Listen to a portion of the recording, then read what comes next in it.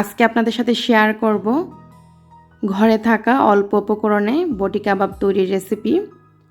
রেস্টুরেন্টের স্বাদে আমরা কিন্তু ঘরেই বটি কাবাব তৈরি করতে পারি খুব সহজেই।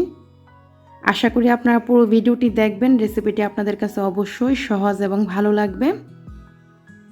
এই বটি কাবাব তৈরি করা খুব সহজ, তো চলুন দেখে নেই বটি কাবাব তৈরি করতে কি কি লাগছে পুরো প্রস্তুত প্রণালী। বটি কাবাব তৈরি করার জন্য আমি এখানে 500 গ্রাম মুরগির বুকের মাংস নিয়েছি। মাংসের টুকরোগুলো ঠিক এই সাইজের করে নিয়েছি। আপনারা আপনাদের পছন্দ মতো ছোটো বড়ো টুকরোগুলো করতে পারেন। তারপর কিন্তু আমি একদম পানিটা জড়িয়ে নিয়েছি। আর আমি এখানে হাড় ছাড়া মুরগির বুকের মাংস নিয়েছি। তারপর আমি এখন একটা মিক্সিং বলে নিয়ে নিচ্ছি 4 টেবিল চামচ টক দইয়ের পানিটা আমি জড়িয়ে নিয়েছি। তারপর দিয়ে দিচ্ছি এখানে ধনিয়া গুঁড়া 1 চা চামচ, দিয়ে দিচ্ছি এখানে জিরা গুঁড়া 1 চা চামচ, দিয়ে দিচ্ছি এখানে গরম মশলার গুঁড়ি এখানে 1 চা চামচ দিয়েছি। তারপর দিয়ে দিচ্ছি এখানে 2 চা চামচ মরিচ গুঁড়া, তবে ঝালের পরিমাণটা আপনারা আপনাদের পছন্দ মতো দিবেন। পরিমাণ মতো লবণ দিয়ে দিলাম। আদা বাটা 1 চা চামচ দিয়ে দিচ্ছি। রসুন বাটা দিয়ে দিচ্ছি 1 চা চামচ। তারপর আমি এখানে দিয়ে দিচ্ছি বড় সাইজের 1 টুকরো লেবুর রস। টক দইটা অবশ্যই পানি জড়িয়ে দিতে হবে, যেহেতু এখানে লেবুর রসটাও ব্যবহার করা হচ্ছে। এখন এই সবগুলো উপকরণ একত্রে ভালো করে আমি মিশিয়ে নিচ্ছি। সবগুলো উপকরণ ভালো করে মিশিয়ে নিতে হবে। তারপর আমি এখানে দিয়ে দিচ্ছি 2 টেবিল চামচ সরিষার তেল। অবশ্যই সরিষার তেলটাই দিতে হবে এখানে। তারপর দিয়ে দিচ্ছি এখানে 3 টেবিল চামচ ময়দা। আপনারা চাইলে ময়দার পরিবর্তে বেসনও দিতে পারেন। আমার হাতের কাছে বেসন ছিল না, তাই আমি এখানে ময়দা ব্যবহার করেছি। এখন এই সবগুলো উপকরণকে একসাথে ভালো করে মিশিয়ে নিচ্ছি। সবগুলো উপকরণ একত্রে ভালো করে মেশানো হয়ে গিয়েছে। এখন দিয়ে দিচ্ছি মাংসের টুকরোগুলো দেওয়ার পর আবারও মশলার সাথে মাংসের টুকরোগুলোকে মাখিয়ে নিচ্ছি। ভালো করে যেন মশলাগুলো মাংসের টুকরোর গায়ে লাগে, এদিকটা অবশ্যই খেয়াল রাখতে হবে। তো আমি ভালো করে এই মশলার সাথে মাংসের টুকরোগুলোকে কিন্তু মাখিয়ে নিয়েছি। আর ভালো করে মাখিয়ে নেওয়ার পর এখন রেখে দিচ্ছি আমি আধা ঘন্টার জন্য, মানে 30 মিনিটের জন্য এভাবে আমি ঢাকনা দিয়ে ঢেকে রেখে দিলাম। আর এদিক দিয়ে আমি এখানে কিছু বাঁশের কাঠি নিয়েছি এই বটি কাবাবগুলো তৈরি করার জন্য। তো আমি এখানে পানিতে ভিজিয়ে রেখে দিচ্ছি 15 থেকে 20 মিনিট। পানিতে ভিজিয়ে রাখলে কাঠিগুলো ভাজার সময় আর পুড়ে যাবে।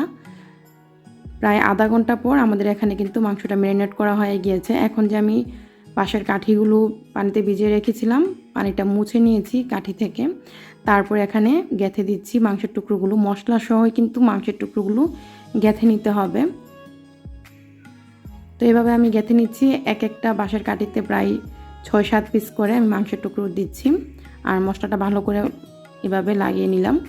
তো এইভাবে আমি সবগুলোই তৈরি করে নিব। আপনাদের সুবিধার জন্য আমি আরও একটা দেখিয়ে দিচ্ছি। আর অবশ্যই খেয়াল রাখতে হবে এই যে আমরা যে কাঠিটা ব্যবহার করছি পানি থেকে তোলার পর কাঠিটাকে ভালো করে মুছে নেওয়ার জন্য। তারপর এভাবে মাংসের টুকরোগুলো আমি মশলা সহ গেঁথে নিয়েছি। ঠিক একইভাবে সবগুলো আমি বানিয়ে নিব। আমাদের এখানে 5টি হয়েছে। আপনারা চাইলে কিন্তু সরাসরিও বাছতে পারেন তেলের মধ্যে, এই কাঠি না থাকলে হাতের কাছে। তারপর আমি চুলায় একটা প্যান বসিয়ে দিয়েছি। প্যানটা গরম হয়ে যাওয়ার পর এখানে 3 টেবিল চামচ সরিষার তেল দিয়ে দিলাম। আপনারা চাইলে সরিষার তেলের পরিবর্তে ঘি কিংবা বাটার দিয়েও এই বটি কাবাবগুলো ভাজতে পারেন। তো আমি এখানে সরিষার তেল দিয়ে ভেজে নিব। তারপর দিয়ে এখানে এই যে কাঠিগুলো মাংস সহ গেঁথা কাঠিগুলো সবগুলো দিয়ে দিলাম এভাবে বিছিয়ে। তারপর চুলার আঁচটা আমি এখন মিডিয়াম থেকে কম আঁচে রেখেছি। তারপর তেলটা একটু উপর দিয়ে ব্রাশ করে নিচ্ছি আর ঢাকনা দিয়ে ঢেকে রেখে দিচ্ছি চুলার আঁচটা লো আঁচে রেখে।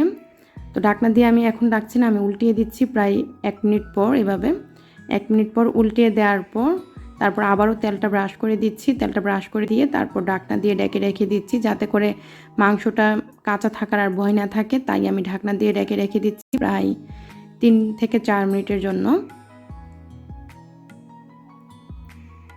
প্রায় 4 মিনিট পর ঢাকনাটা তুলে আমি এখন প্রত্যেকটা কাঠি উল্টিয়ে দিচ্ছি। আর উল্টিয়ে পাল্টিয়ে কিন্তু ভেজে নিতে হবে।